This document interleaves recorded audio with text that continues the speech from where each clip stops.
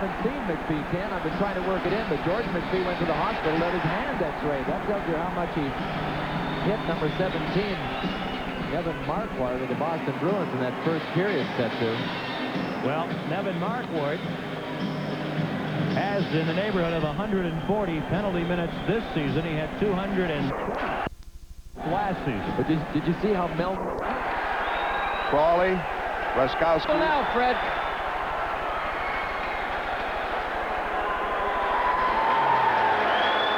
An absolutely frustrated Pittsburgh team. You can understand why. Well, this is Bob Hall's fault. This goes like this. This Frawley doesn't want to give it up. The thing is to get him away. We got the goaltenders off to the side watching it. We have Cunnyworth in a battle with Keith Crowder. Cunnyworth and Crowder. Any one of them can break out, Fred. Anyone wants to get an edge here. Jay Miller, now Frawley. Miller's looking for Frawley to keep him out of it. And the linesman can't do anything about the Crowder thing. And this, of course, is all just the threat of somebody getting hurt because the game is over. And an absolutely frustrated Pittsburgh team. The 2 points are in the bag now.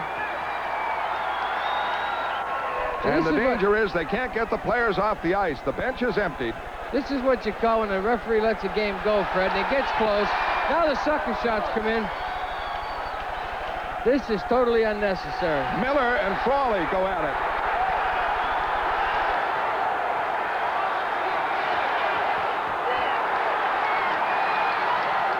Jay Miller and Frawley. And now Raskowski jumps Miller. See, you have Miller. You have Frawley. You have Miller decidedly winning the fight. He's beating Frawley up. Now, Raskowski's a tough boy. He wants to get in and help his teammate Frawley. Now you got Dwight Foster says, okay, I'm going to get Raskowski. Now you have your basic domino effect. Now anything can happen. That's where the danger of this comes. Miller beat Frawley so decisively and still giving it to him. Now, the thing in hockey, Fred, is to back your teammates up. Get loose here. Everybody's got to protect the guy that's getting beat. The domino effect takes place. Now you got nothing but trouble. Oh, you got Miller and Frawley. They'll go all night.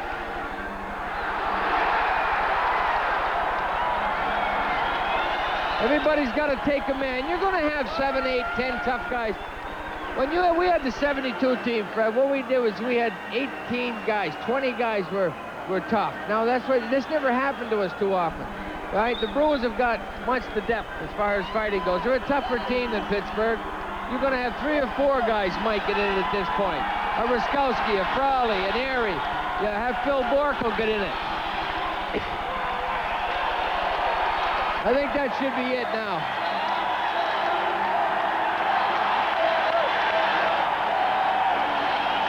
Well, too bad that the frustration of the Penguins losing the game, nothing they could do about that. So they start a brawl. Yeah, losing 8 out of the last 10.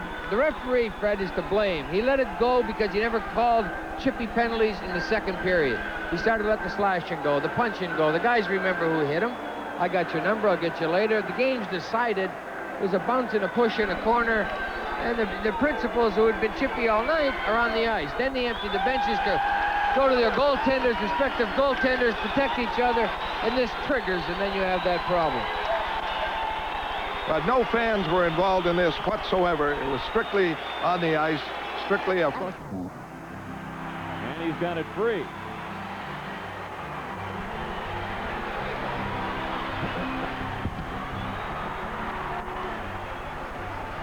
John Blum, you know, he likes to get into a lot of fights. I had him in Boston, and, you know, he's a heck of a good guy and a great team player and everything like that. And he likes to, you know, I'm not so sure he started this, but he really doesn't win too many, but he's game. And I think that McDermott got a little bit the best of this because of being left-handed, like you said, Rick, and...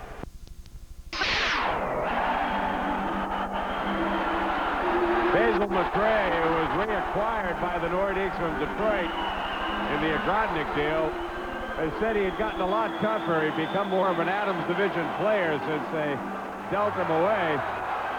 Wanted him back, and I imagine this is one of the reasons why. I can tell you that Bergeron sent him out there to do that. I would And say he had that. the edge over Neely. Well, Neely had no idea it was coming. McRae just went out there and he had no idea it was coming. And Bergeron wants to upset the flow of this game, try to get something going. Cam was at the end of his shift. McRae was very tired. I mean, you know, Cam was very tired. He may be a little frustrated that he couldn't convert that pass to Keith Crowder right at the side of the goal mouth. It's a rookie Faust and Charlie Simmer going at it. 3:58 left in the second period. And Toronto in front 2-1. They scored their goals in the first period. Iafrate and Ferguson a rebound of a Clark shot. The Boston score early by Jeff Courtnall, set up by Ray Bourque. And now the penalties coming up. Out-of-town score. So this will just add 5 to the minors that were coming up. Had a pretty good time with each other. No real effective blows being landed. Now both go down and the linesman will step in. Well, so far on this power play, a great opportunity for the Bruins. Well, Jay already has a head start since Semenko doesn't wear a helmet. And this is just what the Bruins need to get a little spirit into their game. Jay Miller and Semenko. And the first ball goes to Miller. Well, I think you're absolutely right, Fred. They needed something to shoot a little life into them. They have been very listless since the first period. Out there about 10 seconds. Well, he sent Donnelly out there. He sent him out there for that purpose, to shake up that line. Kerry got the late change in, and that's all Donnelly was looking to do, is to jump somebody. So you got to get your tough guy out there, and that's what they've done. I tell you, I would not want to fight Jay Miller at any time. He's the type of kid you never put away. No matter how many times you do get a lot of lucky punches in to hit him, you're not going to put him away. I haven't seen Miller knocked off his feet yet. Tough man to ever have to fight. At no time do you get tired out there, and the second guy gets the feel that the other player's sagging. Miller will take advantage of that. Got some punches in late. It was just basically a wrestling match early.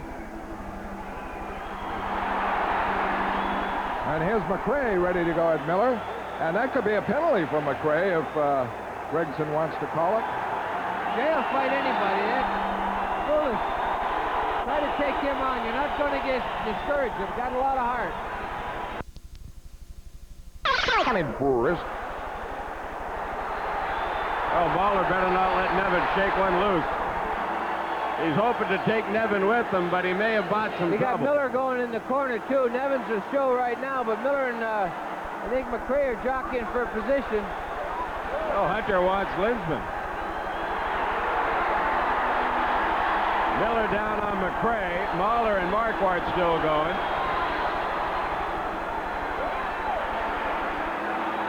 Oh, Hunter has Raymond Bourque. He said, wait a minute, I don't want you. I want Linsman. Oh!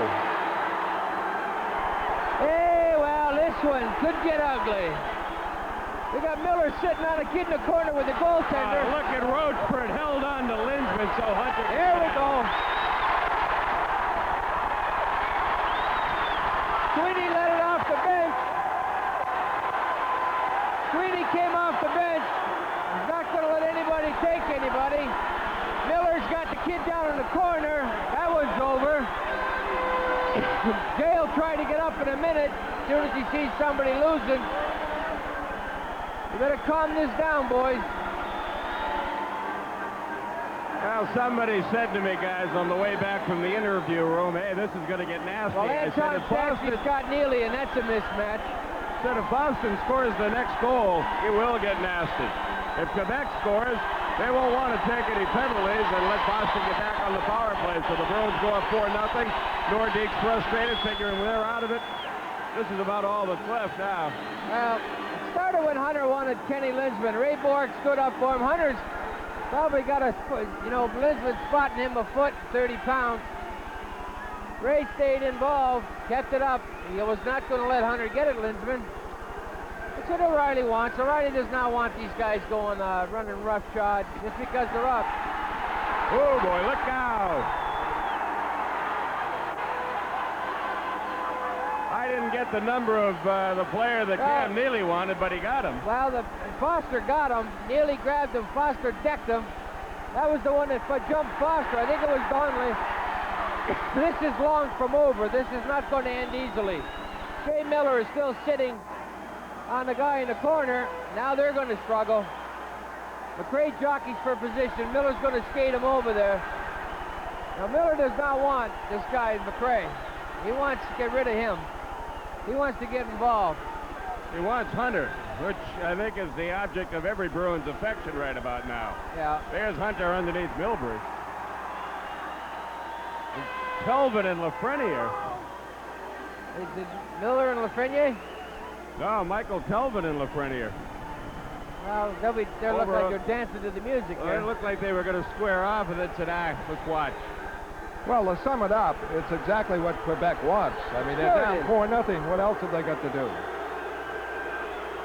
Well, Foster and Gord Donnelly are headed for the dressing room. They're gone for the night. Yeah. Bob Queenie should be done for the night coming off the Queenie will bench. definitely be gone. They're going to lose Mahler here if he doesn't get going. He's supposed to go directly to the box. Nobody, of course, did that.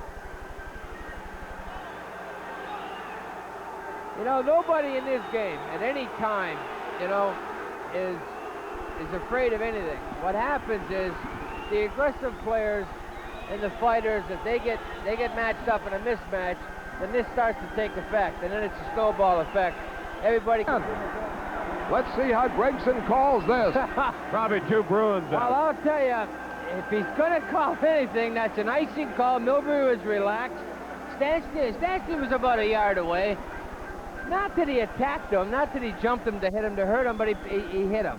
And that should be an extra 2. Well, my guess is they'll have Milbury as the instigator. Yeah.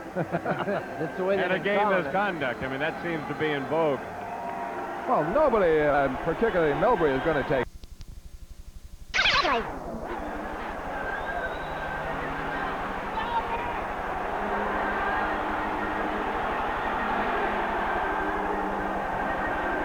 Mahler has his helmet off, and I'll tell you, once again, Marquardt, he's spotting Mahler and a lot of weight and size, and he's really doing well for himself here.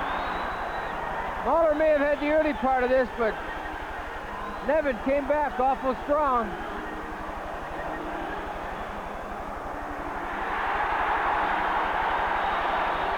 Mahler's just happy it's over.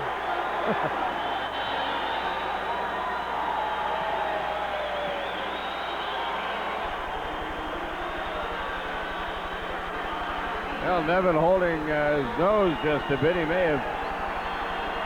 have caught a shot, but he's headed for the dressing room. Mahler will go to his. Oh, I hate to see, as a journeyman hockey player, Huff and Reed Larson. Well, I'll tell you, Reed Larson's been looking for it all night. Fred, I wanted to comment on it early. Before this game was over, Reed was going to get in one. He's been looking at guys all night long. He's been looking at Huff. He wanted to get Huff early. He almost went a little while ago. He stopped. He went to drop his gloves. Huff went away. So Reed wanted to get in there. So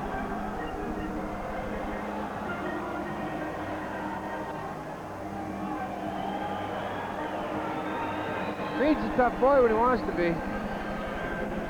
And Marquardt, so Dykstra may get an instigator, and the penalties may nullify each other. Okay, now let's analyze this one here. What happened was, he never got hit real hard. Okay, fine, he went in to check the puck. He fights Dykstra off all the way in.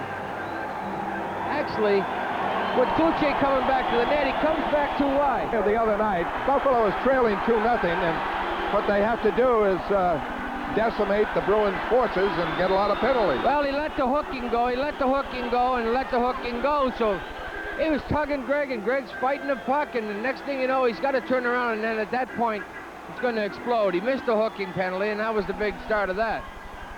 Johnson was waiting for it to happen. And with the score, and Matt Morrowelli. Dan Morrowelli better get on Corn right away. Yeah. Now, Kenny Linsman got punched 3 times in that series. I know he instigates in everybody in the business wants to get at Kenny sooner or later. Ray Bork punched Housley. Well, Allen took an elbow from Kosar, and that's what he objected to. Big Al, I haven't seen him get into a skirmish yet this season. Oh, yeah. He hasn't backed down from anybody. He plays it physical. This is the first time I've actually seen him square off with somebody. Joe Kosar's a pretty tough cookie. Kosar's one of the toughest guys on. Willie stayed with the shot all the way. You know, Lee Norwood just Keep going, coming back. Lyndon. Keep in there, Lyndon.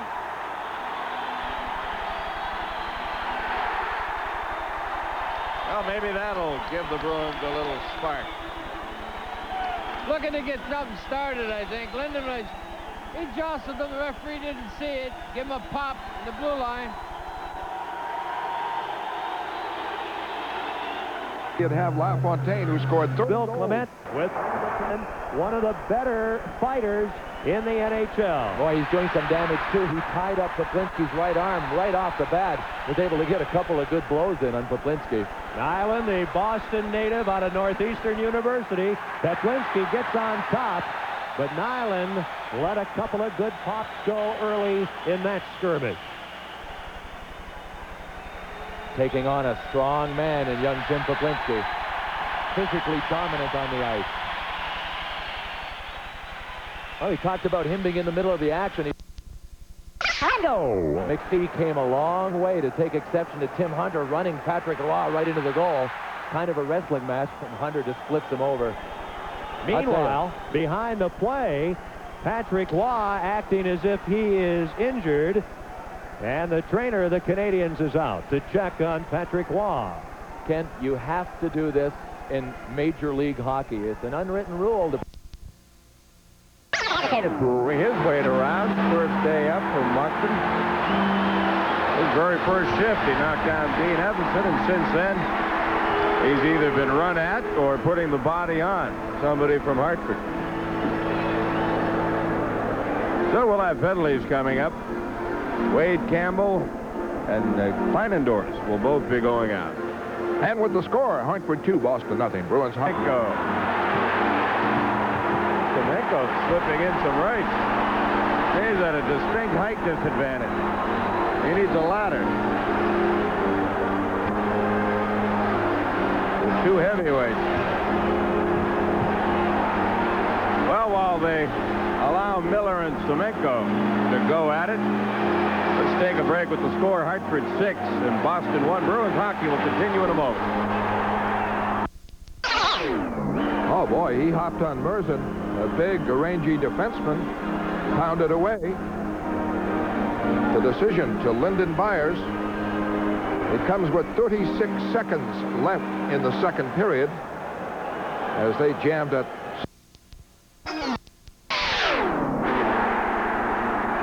Jay is going to have to be on his best behavior when he comes back out of the box, Fred. He's already been in one scrap tonight with Semenko. Kleinendorf this time gets hooked up with him, and we're going to have penalties. With the score, Murray, prior to the game, and I asked him about Pavak. I said, how's he adjusted to the rough style in the NHL? He says he backs down from no one. He reminds me an awful lot of a player on your club. I said, any particular play? Well, we'll talk about it when we come back. and now everybody piling in. And Nevin's getting his swings in. Now it's obvious that Murphy instigated that with Mark Ward down, Murphy over him, waiting, jabbing at him. Yeah. Now, let's see if Frazier has enough guts to make the call. I mean, you don't want penalties to decide a game, but since he let the Raymond one go, I'd be interested to see if he's going to come back and call this one as it should be called. That was an instigating call. There's no doubt about that. Murphy better be careful because he's also got Ryan Bozek to get back. You know, everything happens so fast in this game, David. The referee's not... Heavyweight matching up here at Semenko, showing the ability to go with both hands. And Basil McRae is absorbing a pretty good beating here from Dave Semenko.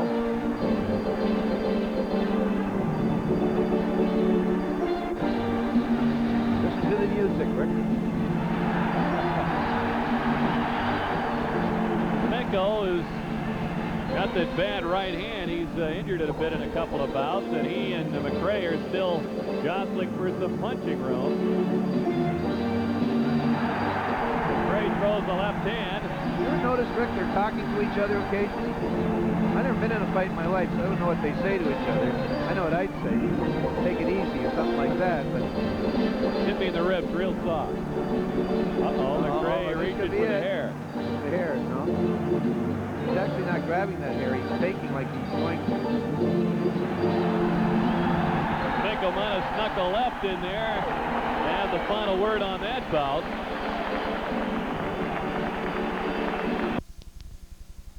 It was right from when Rochefort dropped Ferrara with the blue line that something was going to happen here, and it certainly has broken out. Certainly has, and I could tell by the way Gillis was running around the last 3 or 4 minutes that was about to happen also. This was initiated by Semenko, who clobbered Shaw at the boards. It was a straight check. I mean, just because Shaw had his back turned, he hit him into the boards. Just look at it to see how this thing started as the players are pairing off a little bit. But you see Shaw right here, and here's Semenko. Mango, he got him. But there was no original call on the play. But you could see the way the Nordique players reacted. Gillis come in there, Cote come in there. Jerry, I think there was going to be a penalty. Oh, did the referee signal one? I think he was, yes. And